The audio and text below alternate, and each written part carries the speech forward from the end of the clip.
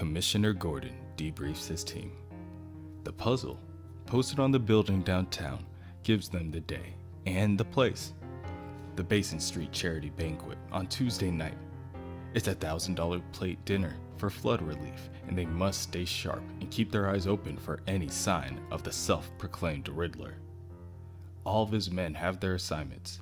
They have Basin and Grand and Carlisle Avenue covered. But one agent has a question. Why not cover the roof? Well, that's obvious, says another. You catch more flies with honey. With Batman watching the skies, Gordon will be walking the floor.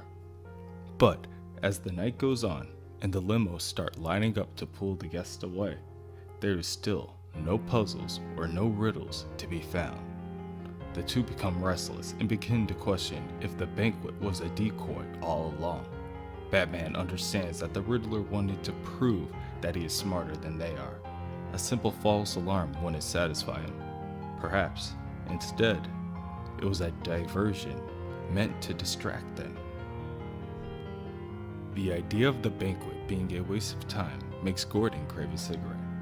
Gordon curses under his breath and his Chicago accent begins to emerge. In the process, he says banquet. Suddenly, Batman gets silent. He examines the crossword puzzle once again and realizes that it's just what he thought. The puzzle still works. He goes offline from the communication channel and quickly begins the zip line down the street into the Batmobile.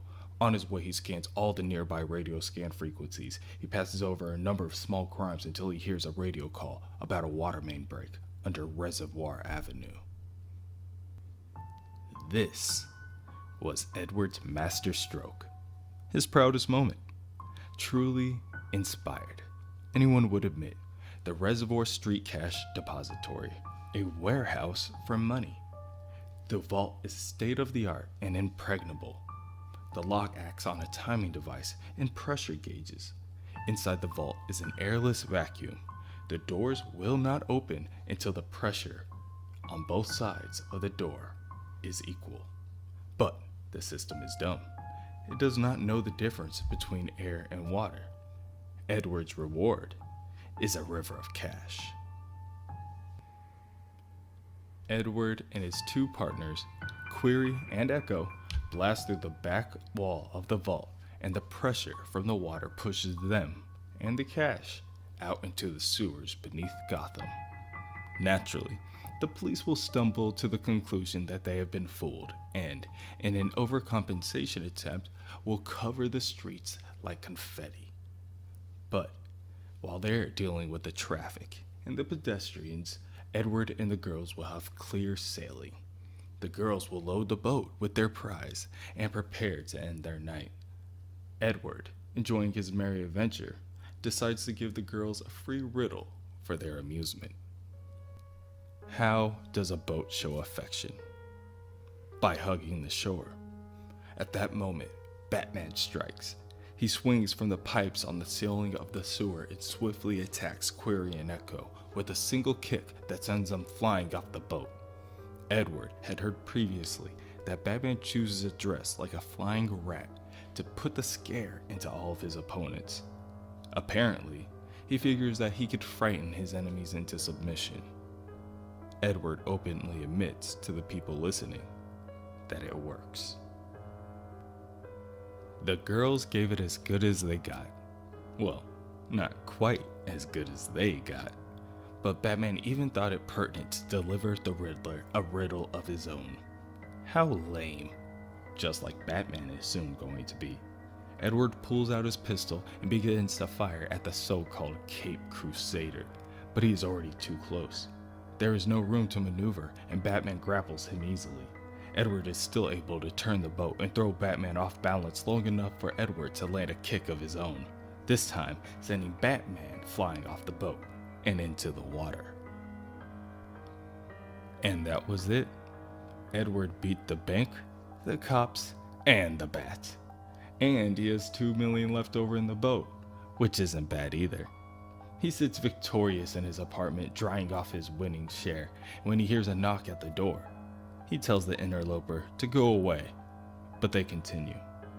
Soon, the knocking turns into chopping, and then cracking, and then the door breaks off the hinges as Query and Echo appear, which is perfect. There are always supposed to be a three-way share. Besides the money and the satisfaction in the giddiness, the reservoir score gave him one other precious commodity: credibility. Everyone had heard about the cops going topsy-turvy and were all ears about Edward's next big score. Kidnapping, Edward would tell them. Some pampered little children, easy to transport and conceal.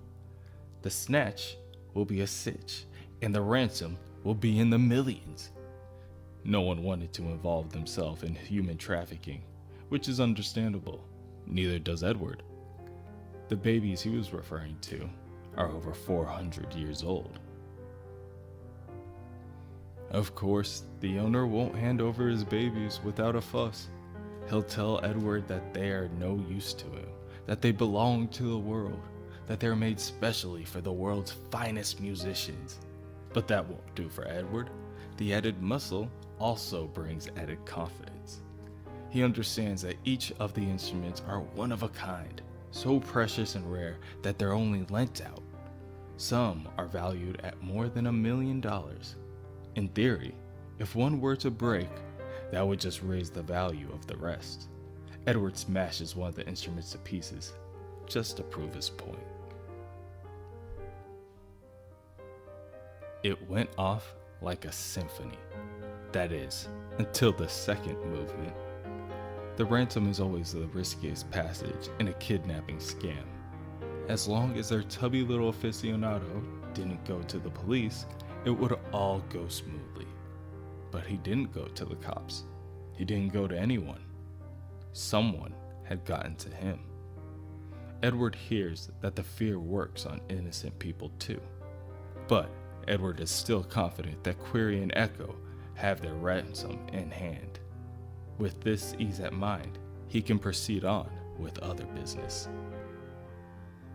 Currently, his opus is reaching its crescendo. Edward interrupts an opera by throwing flash and smoke grenades on the stage to cause confusion just before opening fire with his Tommy gun. Why was the fiddler so quiet?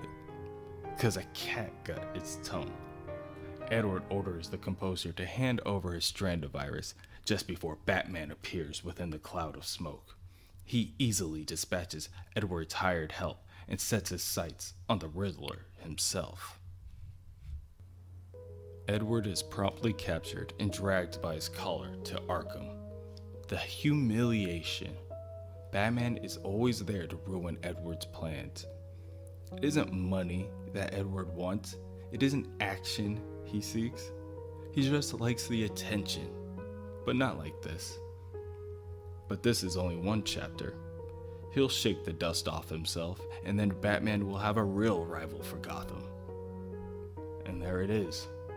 The secret that they have been digging at for all these months. Edward isn't a criminal genius.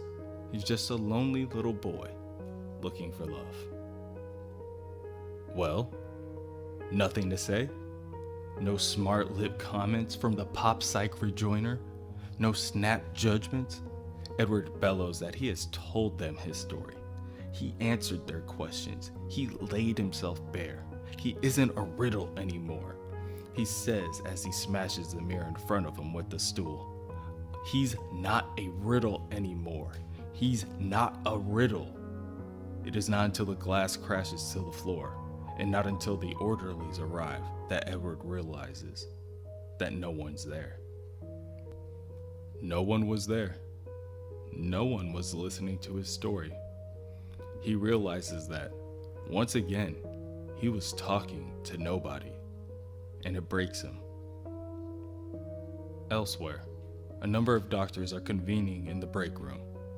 They have been with Edward Nygma, the Riddler, in Observation 6 all morning, but he has been silent all day.